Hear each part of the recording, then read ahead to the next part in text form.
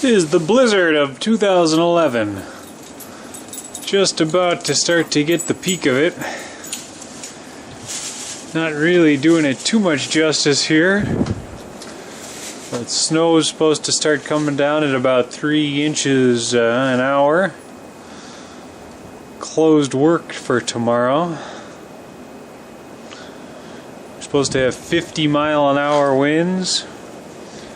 25-foot waves coming off Lake Michigan. You can still see part of the driveway where the snow's blown off of it. Come around the front of the house. Snow blowing all over the place.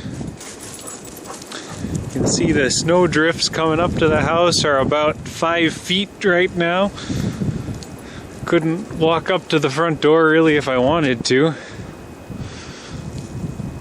About halfway up the windows, pretty close.